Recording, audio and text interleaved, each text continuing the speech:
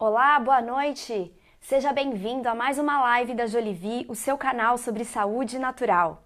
E hoje, nessa quinta-feira, eu estou recebendo o nutrólogo, o cardiologista e o maior especialista em saúde natural, o Dr. Laí Ribeiro. Doutor, boa noite. Boa noite, Nívia. Boa noite você também. Muito obrigada por estar aqui hoje para falar para os nossos assinantes, para quem curte a página da Jolivie no Facebook ou para quem está acompanhando a gente pelo YouTube. É uma honra e um prazer, doutor, estar aqui com você. O prazer é todo nosso, tá? Certo.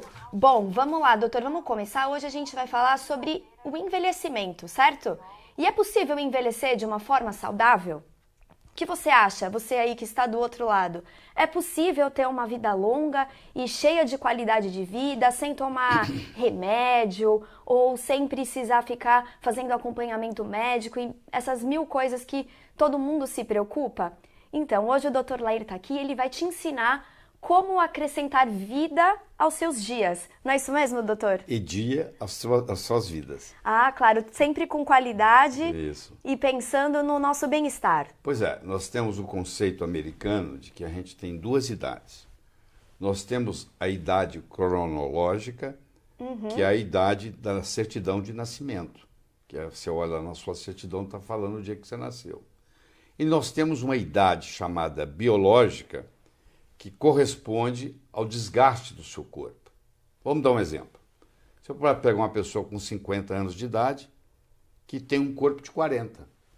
Ou você pode pegar uma pessoa com 50 anos de idade que tem um corpo de 60. Quer dizer, o desgaste é diferente. Todo mundo vai envelhecer. A opção é morrer cedo. Ninguém quer. Não mesmo. Então você, no processo de envelhecimento, você pode envelhecer sem adoecer, porque o grande segredo da vida é você morrer jovem o mais tarde possível.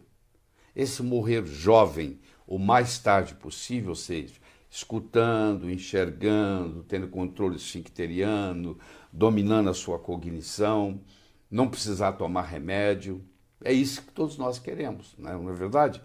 E nós vamos estar discutindo como chegar a isso aqui hoje, tá bom? Certo, doutor. Então, ainda sobre a idade cronológica e a biológica, o que faz com que a pessoa tenha essa diferença? Isso sempre vai acontecer? Ou é possível você ter uma idade biológica sempre menor que a sua cronológica, que seria esse o ideal? Seria o ideal, a gente pode ter as duas coisas. A idade biológica pode estar menor ou maior. Vai depender da genética, isso é muito importante.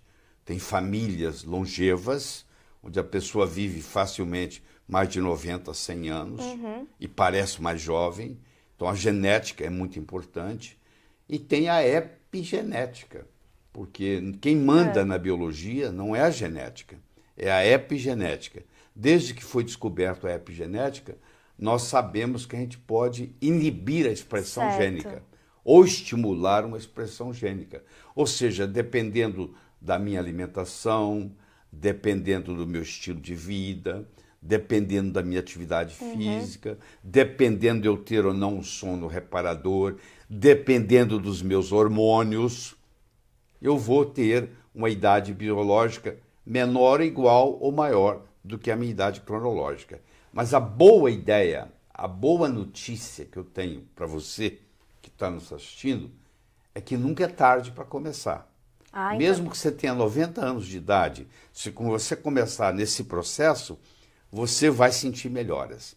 Então, nunca é tarde para começar. Você fumou a vida inteira, está na hora de parar, né? Isso é fundamental. Eu acho que quem está nos assistindo não deve ser um fumante, porque isso aí é fundamental, você parar de fumar para poder ter essa idade biológica mais jovem do que a sua idade cronológica. Então, o cigarro é o fator número 1. Eu diria, número 1. Que deixa a idade biológica maior que a cronológica. Tem um estudo interessante americano que mostra que cada cigarro que você fuma, você encurta 14 minutos de vida. Para cada cigarro? Para cada cigarro. Você imagina uma pessoa que fume 20 cigarros por dia durante 20 anos. A diferença é gritante. Mas o bacana é que se você para de fumar, 48 horas depois, o seu risco de morte súbita já cai quase que a zero. Olha aí. Então, isso é muito importante entender. É vantajoso. É muito vantajoso. Então, você tem que fazer tudo para parar de fumar. Isso é o mais importante. Agora, depois que você parou de fumar, aí vem toda a história que nós vamos conversar aqui. Certo. E além do cigarro, tem mais algum outro fator que deixa a idade biológica lá em cima? Um dos fatores que nós conhecemos bem hoje é o glúten. O glúten, que está no trigo, na aveia, na cevada, que principalmente no trigo, nos últimos 50 anos, todo o trabalho que foi feito no trigo para aumentar a produtividade do trigo, na realidade, o que aumentou foi a concentração do glúten. Nos últimos 30, 50 anos, a quantidade de glúten no trigo aumentou em torno de 400%. Então é quase que impossível você hoje usar trigo diariamente e não sofrer alguma consequência. Certo. Mesmo quem não tem sensibilidade ao glúten. Então a diminuição do consumo do trigo é fundamental, porque o que esse glúten vai fazer, ele vai esticar a corrente e essa corrente vai arrebentar no elo mais fraco. Tem gente que arrebenta no cérebro, tem gente que arrebenta no coração, tem gente que arrebenta no fígado, tem gente que arrebenta nos rins. Certo. É aquele sujeito com 55 anos de idade, ele tem um tremor e ele não sabe que a vida inteira ele prejudicou o cerebelo dele com glúten, que certo. No final da vida, ainda jovem, 55 anos, ele está tremendo. Aí ele tira o glúten e 40% das pessoas que têm hipersensibilidade ao glúten também têm hipersensibilidade ao leite. Então, é interessante... Tá de mão dada, ao invés de você ficar fazendo testes, você faz assim, você tira o glúten e tira o leite por um mês e vê o que acontece com a sua vida. Se a sua vida melhorar drasticamente, você sabe que está no caminho certo. Eu sou essa pessoa, né? Eu estou no meu segundo mês já sem glúten e sem lactose. E posso dizer aqui, dar meu testemunho para quem está assistindo a gente, de que pelo menos a minha rinite alérgica já não acontece mais. Fora a disposição. A energia foi lá para cima. É isso aí. Então não precisa de fazer teste nenhum. Que chama ex juvantibus, é um termo latino. Você aplica a ideia, tira o glúten, tira o leite, vamos ver o que acontece. Tem gente que pode tomar leite, tem gente que pode abusar um pouco mais do glúten, mas a grande maioria hoje não pode. Então, se você quiser se manter jovem, apesar de estar envelhecendo, e a parte nutricional é muito importante. Tem a parte tóxica do processo, tem, por exemplo, a gordura trans, que é outro problema sério de envelhecimento. É aquela gordura que estragaria na glândula, mas para não estragar, o produtor da gordura, ele hidrogena a gordura e ela faz o que se chama hidrogenação parcial. Ela agora não fica rançosa, ela não estraga na gôndola do supermercado, mas ela agora virou o que se chama gordura trans, que é um antinutriente, que vai te prejudicar de inúmeras maneiras. Então, o fato de você levar para casa um óleo vegetal poliinsaturado, geralmente você está levando um óleo vegetal que tem uma quantidade razoável de gordura trans. E isso tem que ser tirado também da sua dieta, porque a gordura trans vai trazer... É como se, com a analogia que eu faço, você imagina se você vai respirar, eu coloco uma máscara de plástico tampando o seu nariz, a sua boca, enrola um plástico na sua cabeça e você vai dizer, mas não consigo respirar. A gordura trans, ela se envolve, ela entra na camada da célula, na membrana, e ela quase que não deixa a célula respirar. Tá entendendo? É como se estivesse bloqueando a respiração da célula. E isso causa um problema muito grande. Tem as outras toxinas, por exemplo, os metais tóxicos, né, que as pessoas não dão muita bola, mas infelizmente, por exemplo, nós aqui em São Paulo vivemos toda essa poluição que tem aí, causa um transtorno muito grande. Tem os halógenos que estão na água, que é o flúor, que é o cloro, é o brometo que está no fermento do pão. Então, se você come pão todo dia, você está ingerindo uma certa quantidade de brometo, porque o fermento brasileiro é feito de brometo. Então, isso é um problema sério. Se a água tem muito cloro, O cloro também prejudica. Se você toma banho quente e você fica muito tempo debaixo do chuveiro, e o seu chuveiro não tem um filtro para filtrar o cloro, para não deixar o cloro passar, aquele cloro quente forma um gás. E aquele gás, você respira aquele gás. E aquilo prejudica muito a tireoide. A mesma coisa acontece com o flúor. Se você tem, a água já tem flúor. A pasta de dente, você pode comprar com flúor ou sem flúor. Então eu recomendo que você compre sem flúor, porque se você tiver flúor demais, é o que nós temos hoje, demais, você também vai ter problemas da tireoide, porque o flúor, o cloro, o bromo, eles empurram o iodo, tá? Porque eles competem com o iodo. Certo. E acaba prejudicando na formação dos hormônios. E a tireoide é quem mantém o seu metabolismo, entendeu? Você, para ter um metabolismo saudável, você tem que ter uma tireoide funcionando direitinho. Certo. A gente está ao vivo no YouTube e no Facebook e a gente tem recebido, doutor, alguns comentários. A gente falou sobre parar de fumar e tem muito comentário fazendo a mesma pergunta. Se você tem alguma dica para quem está tentando parar de fumar. Sim, claro que eu tenho. Você tem que fazer igual o Jack o Estripador. Você tem que ir por partes. Por que parar de fumar é difícil? Porque parar de fumar é uma combinação de um vício e de um hábito. Se você fuma 20 cigarros por dia durante 20 anos, você fez mais de 1.500.000 vezes esse movimento aqui, ó, de levar o cigarro à boca. Você condicionou isso com um cafezinho ou com o telefone que toca. Isso são hábitos, não tem nada a ver com a nicotina per se. E tem a parte do vício, que é a nicotina. Se você, por exemplo, para de fumar e passa a usar rapé, que você compra numa tabacaria, onde você cheira o rapé, as primeiras 5 vezes você vai espirrar, depois você não vai espirrar mais, o rapé imediatamente leva a nicotina para o cérebro. Aí não tem fumaça, não tem alcatrão, não tem câncer causado pelo cigarro, você não incomoda o vizinho, que está do seu lado, próximo de você. Então você continua com o vício, mas você perdeu o hábito. E faz uma diferença muito grande. E mais tarde, então, quando você for querer desmamar do rapé, já é diferente, porque aí você já não tem mais o hábito, só sobrou o vício.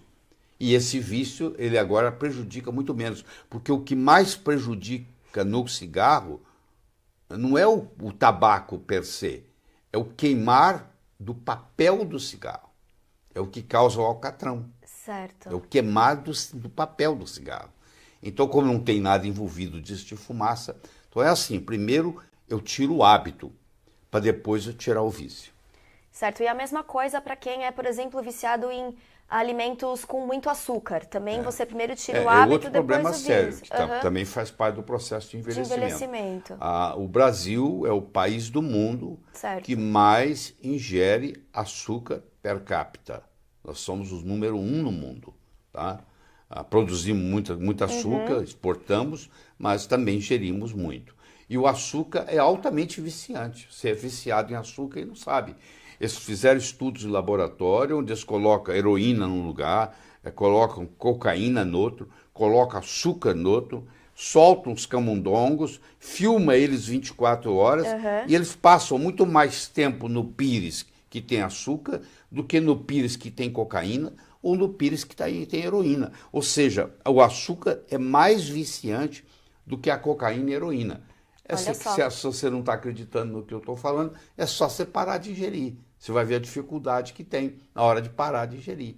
Porque você começa a sentir falta. Você entra em abstinência. Igual aquele que parou a cocaína, igual aquele que parou a heroína. Você tem abstinência de açúcar. Só que o açúcar, ele aumenta no seu sangue a glicemia. Ele aumenta a glicose, chama glicemia. Esse aumento de glicemia faz o seu pâncreas produzir mais insulina. A insulina envelhece. É um hormônio lipogênico, ela te engorda e ela te envelhece. Quanto mais insulina você tiver, menos tempo você vai viver. Então é um parâmetro, inclusive, de idade biológica. Existem 44 parâmetros selecionados para dizer que se você é mais jovem ou mais velho do que a sua idade cronológica. Um desses parâmetros é a insulina. Então, o ideal é você ter uma insulina abaixo de 5. que poucos brasileiros têm isso. Uhum. A maioria tem muito mais. O laboratório fala que o normal é até 23, porque o laboratório dá dados de pessoas doentes, não de pessoas saudáveis. Uma pessoa saudável tem que ter, no máximo, 6 de insulina. Então, se você quiser avaliar a sua insulina de manhã, em jejum, e tem que ser jejum de 8 horas, não é jejum de 12, quando você vai medir a glicemia, açúcar no sangue, e você vai medir a insulina, você tem que ficar 8 horas em jejum, não são 12 horas. Se você fica 12 horas, o resultado já é diferente, tá? Para triglicérides você tem que ficar 12 horas, mas para insulina e para glicemia você tem que ficar 8 horas. Então, uma das coisas que vai fazer você se manter jovem com o passar dos anos é você diminuir os seus níveis de insulina. Isso é fundamental. E como é que diminui os níveis de insulina? Você vai diminuir a sua ingesta de açúcar e você vai diminuir a sua ingesta de carboidratos, que vão virar açúcar. O carboidrato é um açúcar mais complexo, que depois de ingerido, vai ver. Todo o sonho do carboidrato é um dia virar glicose. Perguntar para o carboidrato, o que você quer ser quando crescer? Ele vai dizer, eu quero ser glicose. Então ele vai se transformar em glicose e vai aumentar a insulina. Tá certo, doutor. Então vamos lá. Quem está assistindo a gente quer envelhecer sem adoecer, e a gente estava falando sobre a epigenética e como a epigenética pode nos ajudar nesse processo. Vamos primeiramente explicar o que seria a epigenética para todo mundo entender a gente direitinho? Então, eu vou trazer um exemplo para ficar mais simples. Claro. Você imagine uma lagarta que vai virar um casulo, que vai virar uma borboleta. A metamorfose. Certo. Começa com a lagarta, que vai se transformar num casulo, que vai se transformar numa borboleta e vai sair voando. A lagarta, o casulo e a borboleta têm o mesmo DNA. Não é um ente diferente, é o mesmo. Eu estou mostrando que o genoma é o mesmo, que o genótipo é o mesmo. Só que a aparência da lagarta é diferente da aparência do casulo, que é diferente da aparência da borboleta. O fenótipo é diferente. Então, o mesmo genótipo apresentando fenótipos diferentes. Porque quando está como lagarta, é uma expressão gênica. Quando está como casulo, é outra expressão gênica. Quando está como borboleta, é outra expressão gênica. Mas a genética é a mesma. Então, isso é a explicação mais linda que eu tenho para explicar o que é a epigenética. Do mesmo modo que eu posso, epigeneticamente, transformar a lagarta em casulo, casulo em borboleta, eu posso pegar uma genética não muito saudável, fazer os genes malignos ficarem quietos, cala a boca, e expressar os genes bons. Então, resumindo, eu tenho uma frase para você. Ninguém é refém da sua hereditariedade. Isso é muito libertador. Porque mesmo que você tenha um pai doente, que você tenha uma mãe doente, que você tenha uma avó doente, que você herdou algum polimorfismo genético que não lhe agrada, se você mudar a alimentação apropriadamente, aqueles genes ruins vão calar a boca, não vão se expressar. E os genes saudáveis vão se expressar. Então, quem manda na biologia não é a genética. Quem manda na biologia é a epigenética. Então, se eu quiser ter saúde, eu tenho que saber mexer com a epigenética. Eu tenho que saber mexer com as proteínas chamadas histonas, com H, histonas. Então, porque as histonas são as proteínas que controlam o DNA. E isso se faz via uma nutrição saudável. Uma nutrição que me proporcione vitaminas, minerais, aminoácidos essenciais, ácidos graxos essenciais, enzimas. Tudo isso é importante, porque à medida que eu envelheço, eu vou perdendo, por exemplo, os meus enzimas. Assim como os hormônios vão caindo também, nós vamos discutir isso aqui mais tarde, eu também vou perdendo meus enzimas. Então, às vezes, eu preciso de ingerir vegetais crus que têm os enzimas próprios. Por exemplo, se eu pego um brócolis, ou eu pego um repolho, vamos pegar um repolho. que traz uma parte enzimática muito rica. Mas se eu cozinho aquele repolho, aqueles enzimas do repolho serão destruídos. Então eu não aproveitei tudo. Então muitos dos vegetais eu tenho que comê-los quase que crus, semi-crus. Por exemplo, um brócolis, um repolho, uma couve-flor. Eu não posso, um nabo. Eu tenho que cozinhar no vapor por máximo 2, 3 minutos. Passou de 2 minutos, eu já começo a destruir uma enzima chamada mirosinase, que é muito importante, Sim. que vai formar substâncias altamente protetoras, inclusive contra câncer. Certo. Então, um dos fatores que vão contribuir para esse processo de envelhecimento, além da alimentação saudável, de uma alimentação que não seja tão rica, né, em açúcar, como a gente estava falando anteriormente, o cigarro, o que mais vai contribuir, doutor? Atividade física. Atividade física é super importante. A Organização Mundial de Saúde mostrou que para alguém deixar de ser sedentário, você tem que dar no mínimo 10 mil passos por dia. Por dia, né? Isso. Não é tão difícil. Não é difícil. Você tem que, para começar, você pode ir numa loja de produto esportivo, comprar um pedômetro. Pedômetro é um aparelhinho que custa R$35, que você coloca de manhã na sua cintura e esse pedômetro vai automaticamente medir, cada vez que você dá um passo, ele mede. Então ele vai medir os seus passos durante o dia. No final do dia, quando você está pronto para dormir, você tira o pedômetro da cintura e olha. Se ainda não deu 10 mil passos, você tem a opção de andar em volta da sua mesa de jantar, por exemplo, até dar 10 mil passos. Você não precisa ir para a academia, não precisa nada disso. Você tem que fazer, no mínimo, 10 mil passos por dia. Você fazendo 10 mil passos por dia, você deixa de ser sedentário. E deixando de ser sedentário, você mantém longe de você uma série de doenças, entendeu?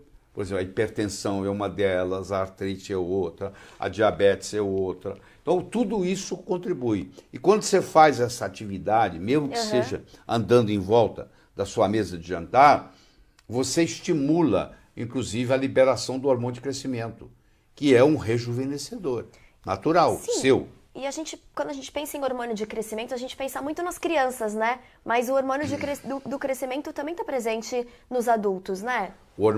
Ele não faz você crescer mais quando você está adulto, mas ele transforma gordura em músculo e ele estimula o seu sistema imune. Então, eu preciso ter uma certa quantidade de hormônio de crescimento para ter um sistema imune, que também é chamado imunológico, saudável. Então, ao invés de eu fazer uso do hormônio de crescimento, que é uma coisa complicada, cara, entendeu? Que, inclusive, até a medicina não aconselha muito, porque pode ter alguns riscos, você pode estimular o seu próprio hormônio de crescimento. Então, tem estudos mostrando que se você, por exemplo, fica 10 minutos numa plataforma vibratória, dessas que vibram, e você mede o IGF-1, que é o modo como você mede o hormônio de crescimento no sangue, porque o IGF-1 não é o hormônio de crescimento, mas o hormônio de crescimento estimula a produção do IGF-1. Como o hormônio de crescimento é uma coisa muito difícil de medir no sangue e requer muito mais custo, eles usam, no caso, o IGF-1. Então, tem estudos publicados que mostram que se eu fico na plataforma vibratória por 10 minutos, eu chego a aumentar, em alguns casos, 98% a concentração do meu hormônio de crescimento. E o hormônio de crescimento é interessante. Ele é liberado toda noite depois que você vai dormir. Só que tem uma condição sine qua non. Ele não pode, você tem que estar com o estômago vazio. Se você toma um jantar muito tarde e come muito no jantar, e você faz a digestão, e você absorve aquele carboidrato todo, e você aumenta a sua insulina enquanto você está dormindo, aquilo bloqueia a liberação do hormônio de crescimento. Então, aqui você está se envelhecendo porque você comeu muito no jantar. Então, você deve, primeiro, jantar um pouco mais cedo. O ideal, como os nossos ancestrais faziam, como os nossos antecedentes faziam, os nossos avós ou bisavós, era 6 horas da tarde, já está jantando, né? Jantando. Então, aí você tem tempo até a hora de deitar, que é no mínimo 3 horas. O ideal é você jantar, esperar pelo menos 2 ou 3 horas para poder ir dormir. Aí você dorme já com o estômago relativamente vazio. Aí você tem uma liberação maior do hormônio Desse de crescimento. hormônio.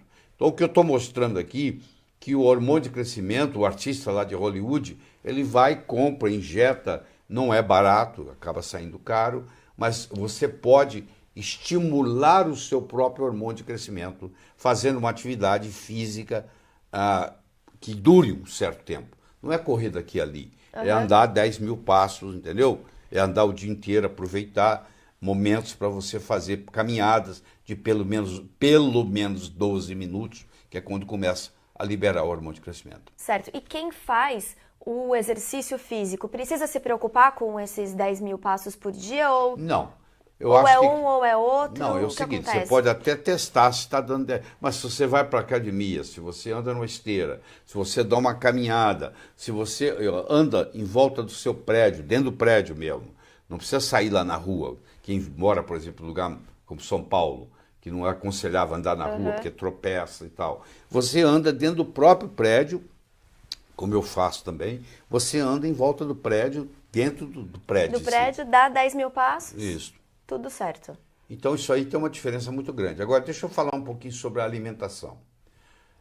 O solo brasileiro está pobre. Você planta tomate, monocultura, no mesmo lugar todo ano, vai chegar uma hora que o que o tomate gostaria de ter, que é o selênio, por exemplo, já não tem mais, porque acabou do solo. Porque o adubo, no final do ano, o agricultor coloca ali potássio, coloca nitrogênio, coloca fósforo. Isso aqui que é o adubo brasileiro. Não teve nada de selênio, nem nada de zinco, nem nada de nada.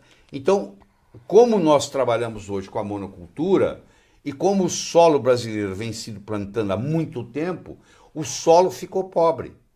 Então o que acontece? Esse solo pobre, ele agora não tem os nutrientes necessários. Vai dar alimentos então mesmo pobres. que você faça uma alimentação, entre aspas, saudável, a alimentação é pobre nos minerais. Onde é que eu quero chegar? Eu quero chegar ao seguinte, que hoje para você ter saúde perfeita, você envelhecer sem adoecer, que é isso que todo mundo está querendo, você vai ter que fazer uma certa suplementação. Por exemplo, se você não toma sol, você vai ter que fazer uma suplementação com vitamina D.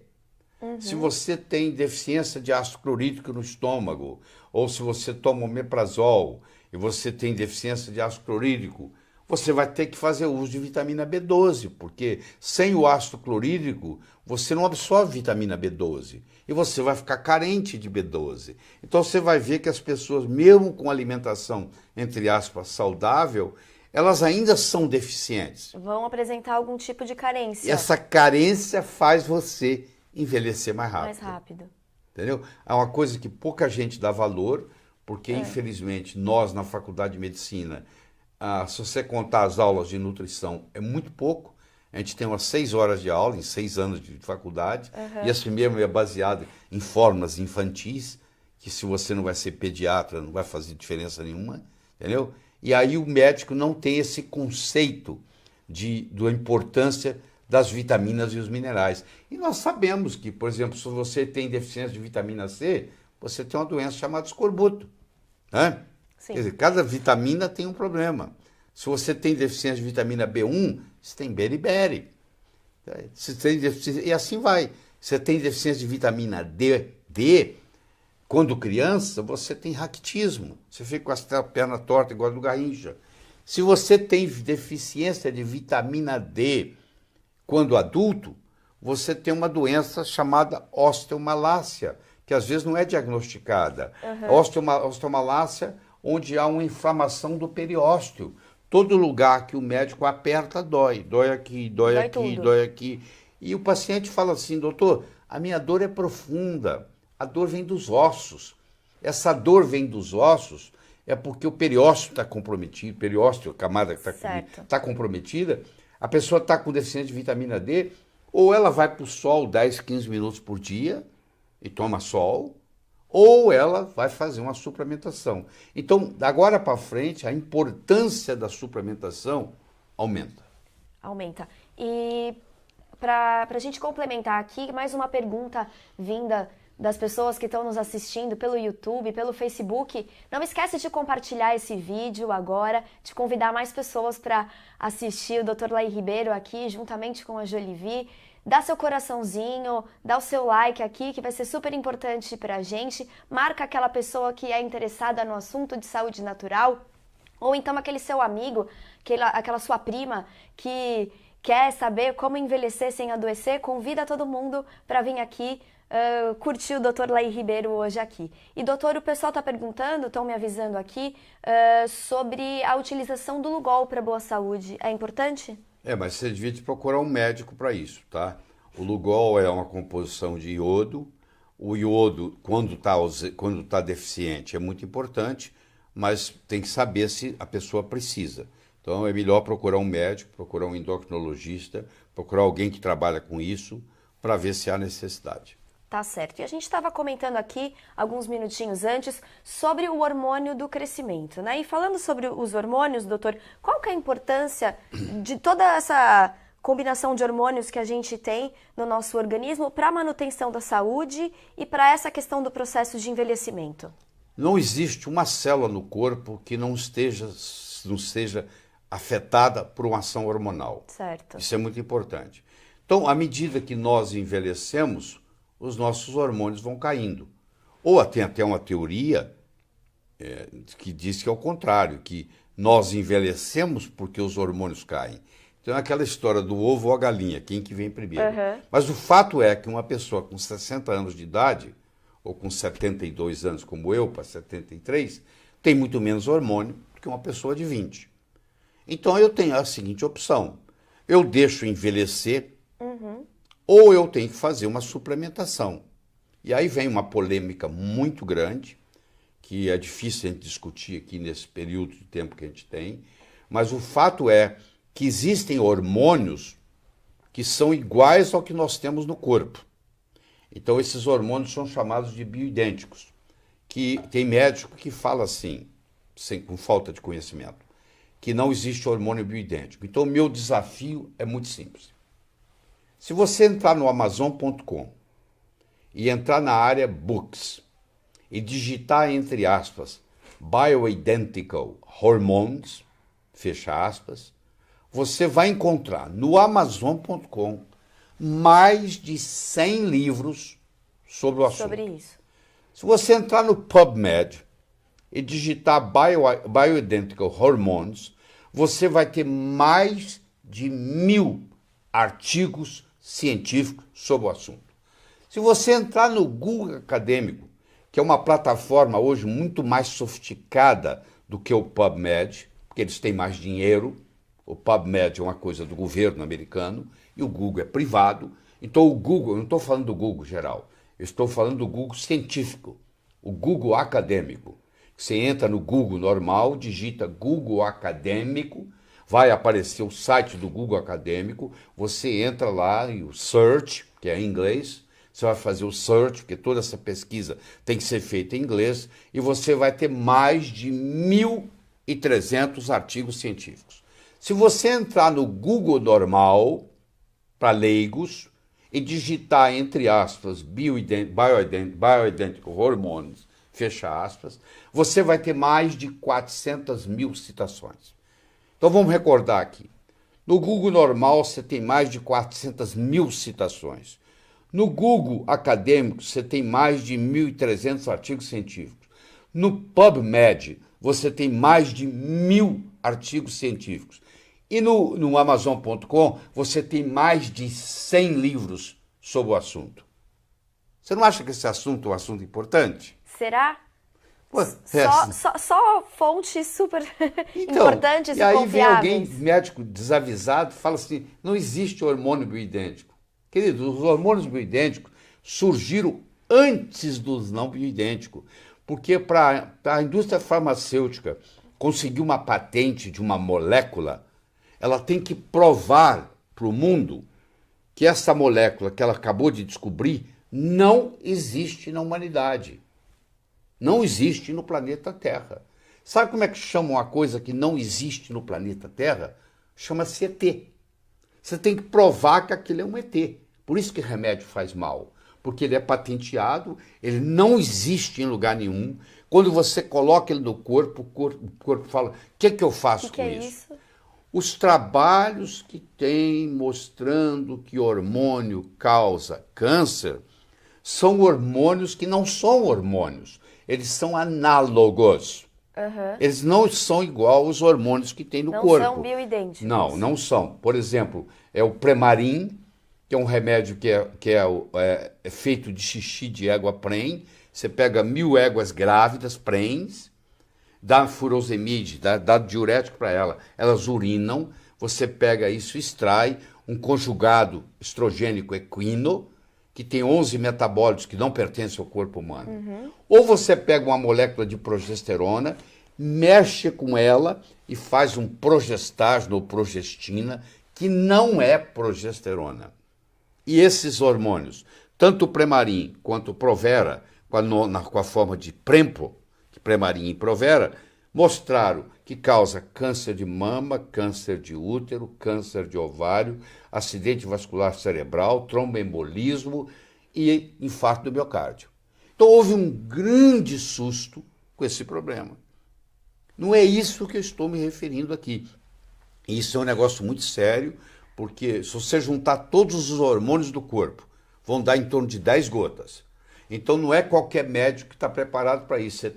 Você mulher, vai no seu ginecologista obstetra, que vai entender disso. Você vai no seu endocrinologista, que é o médico especializado em hormônio.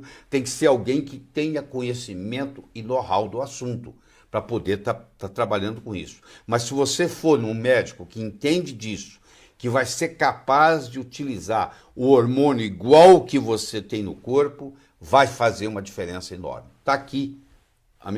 Eu como exemplo, eu tenho 72 anos de idade, vou fazer 73.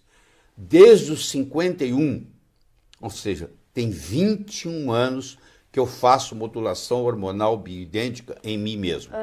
E isso faz toda a diferença na minha energia, na minha capacidade de raciocínio, na minha memória, na minha saúde como um todo. Entendeu? Certo, então o nosso telespectador tem que procurar... Ou um endocrinologista, no caso da mulher, um ginecologista, alguém que entenda do processo. Porque se todos os hormônios junto do corpo dão 10 gotas, você imagina o quanto que o hormônio é poderoso. E você dá uma dose errada, é pior do que você não dá o hormônio. Entendeu? E, infelizmente, muitos dos pacientes que estão fazendo uso de hormônio igual do corpo, bioidêntico, estão usando doses tóxicas, estão intoxicados, que é pior do que não tomar. Certo. Não fazer. E aí começa a fazer essa reposição com hormônios bioidênticos? É modulação. Modulação, desculpa. Deixa eu falar a diferença entre modulação e reposição. Claro. Reposição você faz com coisas que não são hormônio. Esse termo reposição hormonal está errado, porque é feito com progestágeno e com conjugado estrogênio equino. Então, faz via oral, que é um absurdo, porque o hormônio não foi feito para tomar oral, ele passa pelo fígado. Na primeira passagem pelo fígado, ele sofre uma transformação e gera metabólitos indesejáveis. Na antiga reposição hormonal, você cuidava do instrumento. Na modulação hormonal, você cuida da orquestra. E uma coisa mais importante de tudo é que existem relações. Por exemplo, uma mulher tem 20 vezes mais estradiol do que um homem. Um homem tem 20 vezes mais testosterona do que a mulher. Se você olhar na mulher a relação entre progesterona e estradiol, no 21º dia do ciclo menstrual, ela tem 300 vezes mais progesterona do que estradiol. E isso não dá para ver nos números, porque o resultado do estradiol vem em picograma e o resultado da progesterona vem em nanograma, que é 1000 vezes mais. Então, por isso que essa discrepância não aparece no número, porque você não leva em consideração a unidade que está sendo medida. Então, tudo isso diferente. A via de administração que nós estamos conversando, ela é transdérmica e não oral. Então, você faz um somatório que faz a diferença. Agora, aquela reposição hormonal que em 2002 foi publicado o trabalho, onde começaram com 160 mil mulheres, terminaram com 16 mil.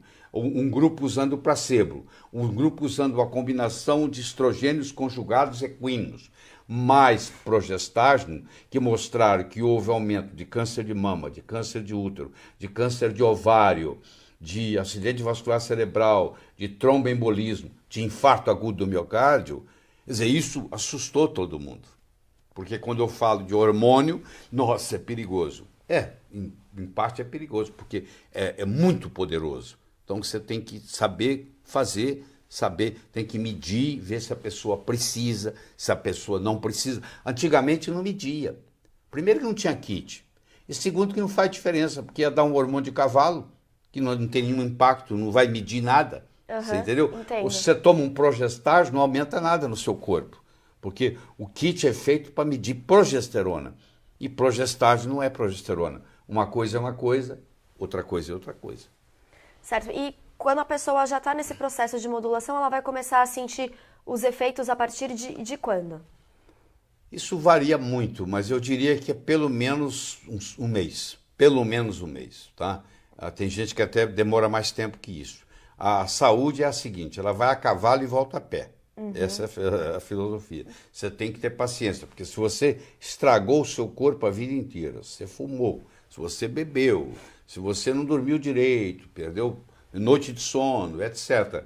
Você chega aos 60, 65 anos com o corpo desgastado, você vai poder recuperar, mas você vai ter que ter paciência e persistência, que é o que distingue o profissional do amador. Paciência e persistência. Certo, e não adianta também só a modulação hormonal, tem que estar em conjunto com a Não, com o a hormônio nutrição. é a cereja do bolo. Eu tenho que cuidar de tudo primeiro, para depois, que às vezes quando eu cuido de tudo, não precisa nem de hormônio. O próprio corpo reage. Entendeu? Eu tenho que cuidar das vitaminas, dos minerais, dos aminoácidos, dos ácidos graxos essenciais, das enzimas, a fazer o detox, que muitas vezes a pessoa tem metal pesado, às vezes ela está ingerindo glúten, às vezes ela está ingerindo leite que ela não pode.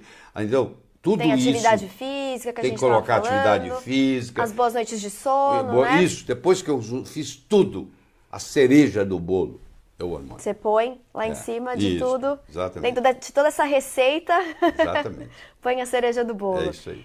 E, doutor, você quer Em complementar? 2003, você vê quantos anos tem isso? Em 2003, Pelo menos 14. eu publiquei um livro chamado A Verdade sobre Reposição Hormonal. Eu sou cardiologista, sou nutrólogo, eu não sou endocrinologista, mas eu sou encantado com hormônio. Então, lá em 2003, eu já tinha publicado um livro sobre hormônio. Vou publicar outros no futuro, pode esperar que está vindo aí. Então, eu sou um estudioso profundo de hormônio, dos mais de 100 livros que tem no Amazon.com. Eu já li pelo menos os 40 deles de capa a capa. Eu tenho no meu Kindle mais de 500 livros médicos. Tá? Hoje a tecnologia permite isso. Eu tenho todos os livros importantes de hormônio, eu faço curso de hormônio nos Estados Unidos, eu faço curso de hormônio na Europa. Quer dizer, eu estou estudando isso esses anos todos. Desde que eu publiquei o livro, em 2003 até hoje, é difícil passar um dia que eu não estude hormônio. Então, apesar de eu ser um cardiologista e um nutrólogo, eu sou um médico que entende profundamente de hormônio. E essa fascinação pelos hormônios vem pelo poder deles? Pelo poder deles, eu faço em mim, faço na minha esposa, eu E não você vê atendo, eu resultado? não tenho consultório, entendeu? Eu ensino para alunos, tá? Mas é uma coisa que tem que ter muito cuidado, fazer com muito carinho. Certo. E tem diferença, doutor, dessa modulação entre fazer isso nos homens e nas mulheres? As mulheres têm todo... Tá, né? Os homens e as mulheres têm exatamente os mesmos hormônios, Certo. qualitativamente falando. Quantitativamente falando, é totalmente diferente. Aí é diferente. Por exemplo, a mulher tem 20 vezes mais estradiol do que o homem. O homem tem 20 vezes mais testosterona do que a mulher. Então você tem que tomar todo esse cuidado para não misturar as coisas. Porque se eu der dose de hormonal masculina para a mulher, é um problema. Vai nascer barba, vai mudar a voz, entendeu? Vai causar uma série de problemas. E vice-versa. Às vezes o homem precisa de progesterona. Um homem também produz progesterona. Mas em menor quantidade, Muito né? menor quantidade. O homem também produz estradiol em muito menor quantidade. E às vezes tem atletas que tomam certas substâncias para inibir o que se chama aromatase e acabam tendo deficiência de estradiol grande e que causa lesões. E aquele atleta que está sempre treinando e sempre lesionado, sempre lesionado, sempre lesionado. Você vai ver, ele está tomando inibidores da aromatase e está com o estradiol muito baixo. Aí dá problema. Certo. Antes da gente continuar aqui, a gente está entrando na reta final da nossa live com o Dr. Lairi Ribeiro. Eu quero dar um alô, um salve para os nossos parceiros, que é o Júnior Halak, o Mioc Tateno, o Luiz Satorelli, do grupo do Facebook Instituto Dr. Lairi Ribeiro, e o Eden, do grupo Mundo das Ideias.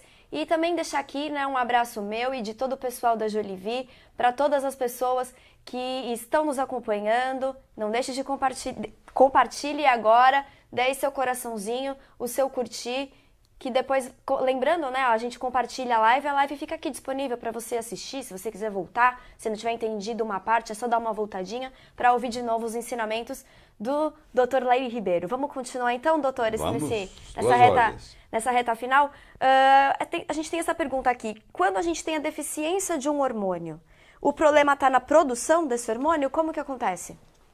É assim, ó, tem a produção, o transporte, a recepção, o metabolismo e a via de administração. Então, pode ser que você não tenha hormônio suficiente porque a glândula não está produzindo. Isso é um problema de produção. Pode ser que o transporte não esteja ocorrendo. O hormônio é uma estrutura anfifílica. E ela é hidro e lipossolúvel. Mas ele é 70%, os hormônios esteroides que nós estamos falando. Certo. Os que vêm do colesterol. Eles são 70% lipofílicos e 30% hidrofílico. Então, você sabe que óleo não mistura com água. O sangue é hidrofílico, é igual água. E o hormônio é igual gordura. Então, eles não se misturam. Então, existem certas proteínas, glicoproteínas, que são os carreadores. O SHBG, o CBG, entendeu? O TBG, que carregam os hormônios. Então, o problema pode estar aí. O hormônio chega no tecido-alvo, existe um receptor lá. Se o tecido está precisando do hormônio, o receptor está aberto. Se o tecido não precisa do hormônio, o receptor está fechado. Agora, infelizmente, esses receptores são promíscuos. Eles não só aceitam o hormônio, mas eles aceitam outras substâncias que não têm nada a ver com o hormônio. Que causam problemas hormonais, que são chamados xenoestrógenos. São substâncias geralmente derivadas do petróleo, que têm uma atividade chamada estrogenicidade. Eles entram nos receptores do estrogênio e funcionam como se fossem hormônios. Então, por exemplo, a mulher, na sua ingenuidade, depois do tomo banho à noite, ela passa um creme para ficar bonita. Sim. Mas aquele creme, tá cheio. Se ele é derivado de petróleo, ele está cheio de xenoestrógenos. Aquele xenoestrógeno vai entrar no receptor, vai ocupar o receptor do estrógeno. Quando o estradiol dela vier, não tem lugar. Então isso aí já é um problema na recepção. Eu tenho um problema no metabolismo, que hoje tem uma ciência chamada metabolômica, que tem no metabolismo. Por exemplo, quem faz uso do hormônio de égua, que é o conjugado estrogênico equino, tem 11 metabólitos que não existem no corpo humano, que são ETs. E esses metabólitos, eles agarram nos receptores e não saem mais. Levam 13 dias para sair. Então, olha o problema que causa. Sim. Então, isso é um problema de metabolismo. Então, os problemas são vários. Para entender tudo isso, tem muitas horas de voo, entendeu? E para isso que o senhor estuda, né, de 8 a 10 horas por dia, para vir chegar aqui e dar essa aula para a gente sobre como envelhecer sem adoecer, certo? Isso aí. E a gente estava falando, né, doutor, que as mulheres elas têm muito mais progesterona do que os homens. A produção é muito maior. E tem mais aqui. Quando uma mulher é engravida, ela aumenta em 20 vezes a placenta, aumenta em 20 a 25 vezes a produção de progesterona. Aí fica maior ainda do que Maior ainda. comparando com as outras mulheres já, Isso, né? exatamente. Então, a palavra progesterona do latim vem de progestare, é a favor da gestação. Muitas mulheres não engravidam porque elas têm o que se chama deficiência lútea. O corpo lúteo dela, ela teve o suficiente para ovular, porque para ovular eu preciso de estrogênio, Precisa de hormônio. ela tinha, só que ela tem uma deficiência lútea, ela agora, o corpo lúteo dela não produz progesterona o suficiente, ela engravidou, mas ela não consegue segurar o feto. Então ela tem um aborto espontâneo. Os abortos espontâneos nos primeiros 3 meses, a principal causa é deficiência de progesterona. Então a placenta começa a trabalhar e aí começa a produzir progesterona. Então nas primeiras semanas, até a 12ª semana, a mulher tem que fazer uso muitas vezes de uma progesterona, porque a placenta ainda não está dando conta. Certo. Tá certo? O outro hormônio que sobe muito na gravidez é o estriol, que é um metabólito do estradiol, que sobe também 20 vezes. Aumenta na mulher 20 vezes. Então agora eu pergunto para você. Um hormônio que aumenta 20 vezes na gravidez pode prejudicar uma mulher?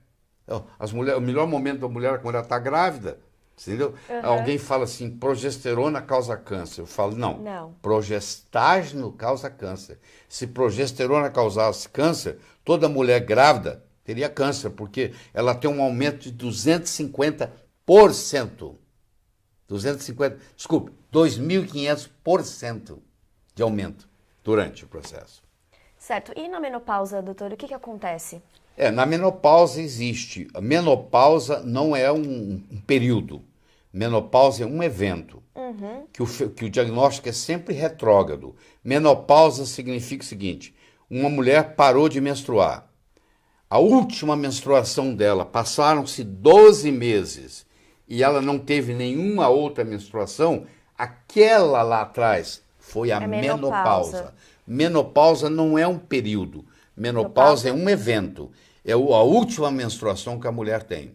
O período chama climatério, mas o evento chama menopausa. E a menopausa, na menopausa existe uma queda de em torno de 50% do estrogênio, mas existe uma queda de 100% da progesterona.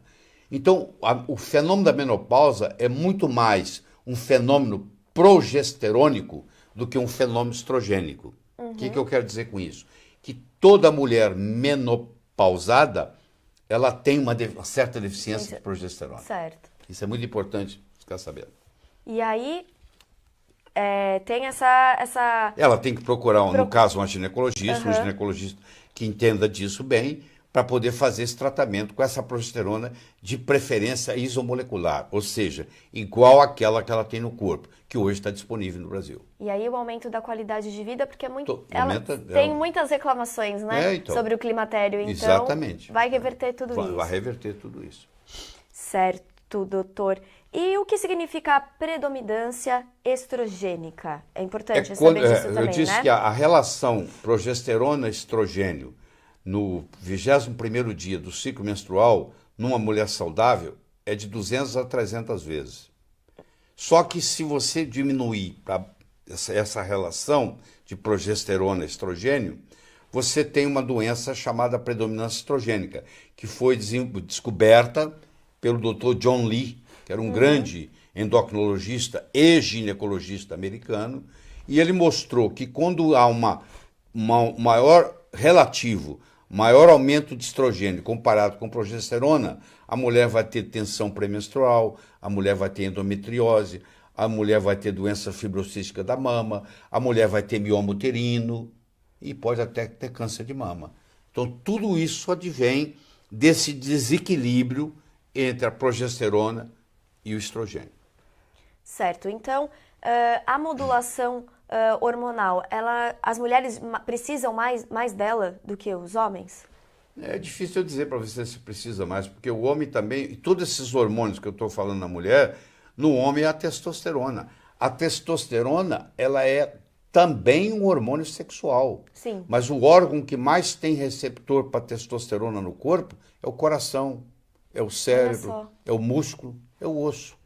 Então é um hormônio que faz o seu coração bater forte, é um hormônio que faz o seu cérebro raciocinar bem, o poder cerebral está com a testosterona, ele faz você ter musculatura, ele faz o seu osso ser forte. E também tem uma ação sexual. Então eu digo que a testosterona é um hormônio masculino também sexual, porque é muito mais importante eu ter um bom coração, ter um bom cérebro, ter bons músculos, ter bons ossos, do que ter atividade sexual. Entendeu? Porque você pode viver sem atividade sexual, mas você não pode viver sem coração, você não pode viver sem cérebro, você não pode viver sem osso, você não pode viver sem músculo.